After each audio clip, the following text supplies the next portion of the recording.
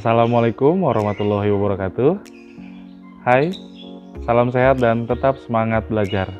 Di dalam video ini akan dijelaskan esensi materi pelajaran yang dipelajari di tingkat 10. Ya, kita akan melanjutkan kegiatan belajar kali ini dengan kompetensi dasar 3.5 menganalisis teks anekdot dari aspek makna tersirat dan 4.5 mengonstruksi makna tersirat dalam sebuah teks anekdot.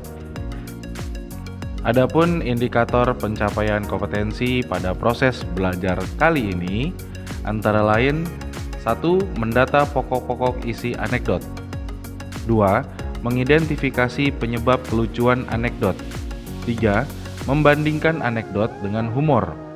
4. Menganalisis kritik yang disampaikan secara tersirat dalam anekdot. Dan 5. Menyimpulkan makna tersirat dari anekdot. Sehingga tujuan pembelajaran yang diharapkan dapat tercapai dari proses belajar kali ini antara lain 1. Peserta didik mampu mendata pokok-pokok isi anekdot. 2. Peserta didik mampu mengidentifikasi penyebab kelucuan anekdot. 3. Peserta didik mampu membandingkan anekdot dengan humor. 4.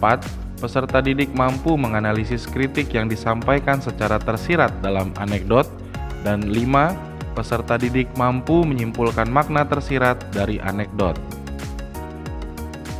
Silakan dicermati gambar berikut. Saya ingin kalian mengungkapkan pesan tersirat yang ada pada gambar ini dengan menuliskannya di kolom komentar. Baik, saya tunggu ya. Sebagai sebuah awalan, kita harus mengetahui apakah yang dimaksud anekdot. Anekdot adalah teks naratif atau cerita yang menarik karena lucu, berisi sindiran, dan mengesankan. Biasanya mengenai orang penting atau terkenal dan berdasarkan kejadian yang sebenarnya. Esensi materi bagian 1. Mendata pokok-pokok isi anekdot. Silakan dicermati contoh anekdot berikut.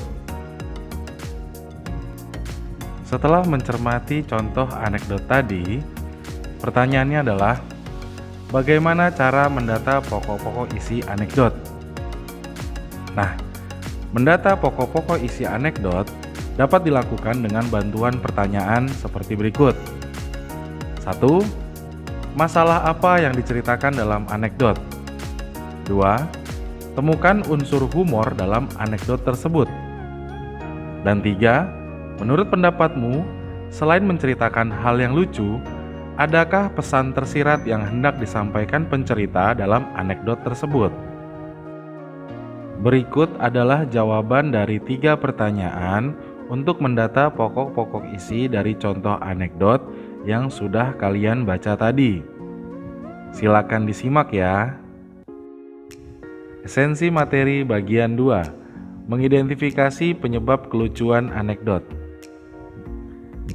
Dalam contoh anekdot berjudul dosen yang juga menjadi pejabat, di sana terdapat sindiran untuk dosen yang juga menjadi pejabat. Cerita tersebut menjadi lucu karena alasan dosen tidak mau berdiri, duduk terus selama mengajar karena takut akan kehilangan kursi jabatannya apabila ia berdiri. Esensi materi bagian 3. Membandingkan anekdot dengan humor. Pertanyaannya, apakah semua cerita lucu dapat dikategorikan sebagai anekdot? Jawabannya bisa kalian ketahui dengan membandingkan unsur ide cerita, isi, fungsi atau tujuan komunikasi, dan makna tersirat dari anekdot dan humor. Silakan dibaca ya. Esensi materi bagian 4. Menganalisis kritik yang disampaikan dalam anekdot. Kritik dalam anekdot seringkali disampaikan dalam bentuk sindiran, tidak disampaikan secara langsung. Hal itu dilakukan untuk menghindari konflik antara pihak yang menyampaikan sindiran dengan pihak yang disindir. Tujuannya agar pesan yang ingin disampaikan atau kritiknya dapat diterima oleh pihak yang dikritisi tanpa menimbulkan ketersinggungan. Untuk itulah pencerita menggunakan ungkapan berupa kata, frasa, atau kalimat yang bermakna idiomatis atau bukan makna sebenarnya. Berikut adalah contoh analisis kritik atau sindiran dalam anekdot yang berjudul Dosen yang Menjadi Pejabat. Silakan dicermati ya. Esensi materi bagian 5. Menyimpulkan makna tersirat anekdot. Makna tersirat anekdot berbeda dengan sindiran dan kritikan, tetapi lebih mengarah pada tujuan yang ingin disampaikan oleh si pembuat kritik.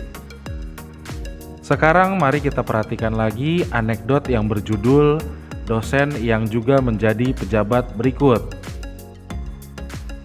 Simpulannya adalah, dalam teks anekdot tersebut, kritik yang disampaikan ditujukan kepada para pejabat yang takut dan tidak mau turun dari jabatannya atau takut kehilangan jabatan. Tujuan yang ingin disampaikan tentu bukan hanya menyindir para pejabat yang tidak mau atau takut kehilangan jabatan, tetapi jauh lebih dari itu, yaitu agar para pejabat sadar bahwa jabatan itu ada masanya. Ketika masa jabatan sudah habis, hendaknya para pejabat itu dengan legawa bersedia digantikan oleh orang lain. Demikian pemaparan esensi materi pelajaran kali ini. Semoga dapat membantu proses belajar kalian.